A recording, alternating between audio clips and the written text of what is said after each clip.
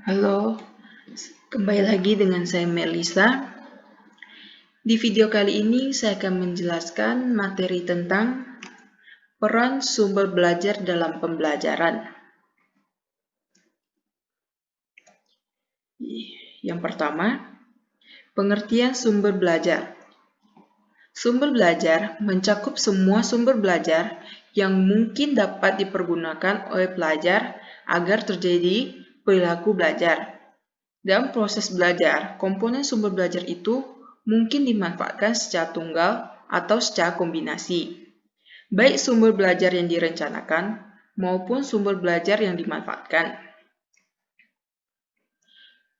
Fungsi sumber belajar.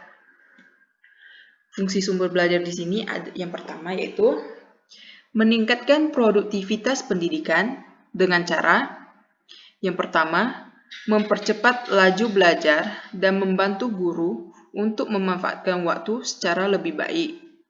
Kedua, mengurangi beban guru dalam menyajikan informasi sehingga lebih banyak membina dan mengembangkan minat belajar peserta didik. Fungsi yang kedua yaitu memberikan kemungkinan pendidikan yang sifatnya lebih individual dengan cara yang pertama, mengurangi kontrol guru yang kaku dan tradisional. Kedua, memberikan kesempatan kepada peserta didik untuk belajar sesuai dengan kemampuannya. Fungsi yang ketiga, memberikan dasar yang lebih ilmiah terhadap pembelajaran dengan cara yang pertama, perencanaan program pembelajaran yang lebih sistematis. Kedua, pengembangan bahan pengajaran yang dilandasi penelitian. Fungsi belajar yang keempat, lebih memantapkan pembelajaran dengan cara 1. Meningkatkan kemampuan manusia dalam penggunaan berbagai media komunikasi. Kedua, penyajian data dan informasi secara lebih konkret. Fungsi sumber belajar yang kelima yaitu memungkinkan penyajian pendidikan yang lebih luas, terutama dengan adanya media massa. Dengan cara 1. Pemanfaatan secara bersama lebih luas tenaga atau kejadian langkah. Kedua, penyajian informasi yang mampu menembus geografis.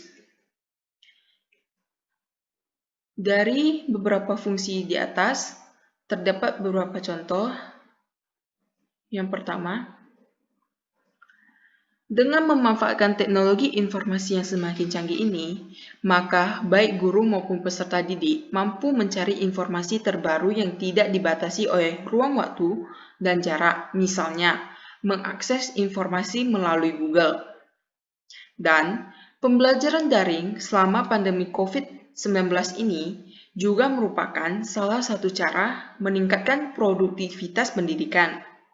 Yang kedua, penggunaan aplikasi yang mendukung pembelajaran juga merupakan salah satu fungsi sumber belajar agar peserta didik dapat belajar secara individual.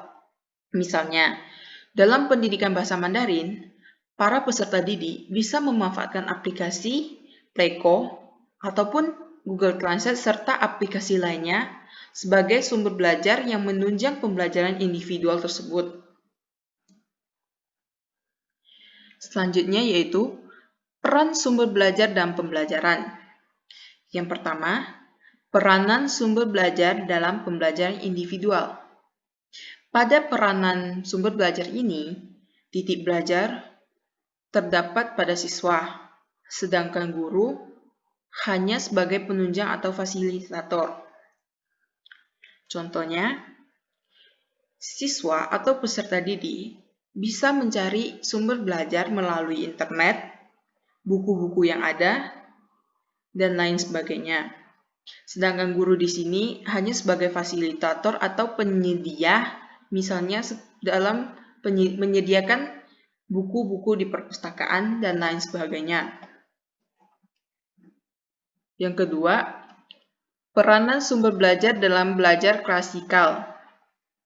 Pola komunikasi dalam belajar klasikal yang dipergunakan adalah komunikasi langsung antara guru dengan peserta didik. Pada peran sumber belajar dalam belajar klasikal, guru merupakan sumber utama belajar.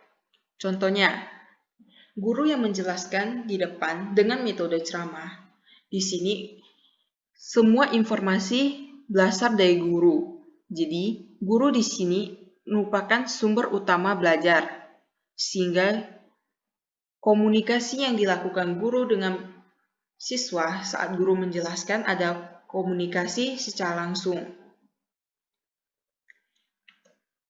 Yang ketiga, peranan sumber belajar dalam belajar kelompok. Pada peranan sumber belajar dalam belajar kelompok, pola komunikasinya yaitu ada dua. Yang pertama, dikontrol oleh guru. Yang kedua, dikontrol oleh anggota kelompok.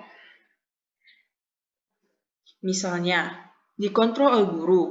Dalam mereka belajar kelompok, guru akan membimbing peserta didiknya. Misalnya, ada yang tidak paham dalam belajar kelompok ini, maka peserta didik akan bertanya kepada guru. Terus, untuk yang kedua, dikontrol oleh anggota kelompok. Maka di sini yang banyak interaksinya yaitu antara sesama kelompok, di mana anggota kelompok bisa memberikan saran, tambahan atau sebagainya dalam pembelajaran kelompok tersebut. Kesimpulan, fungsi-fungsi di atas sekaligus menggambarkan tentang alasan dan arti penting sumber belajar untuk kepentingan proses dan pencapaian hasil pembelajaran siswa.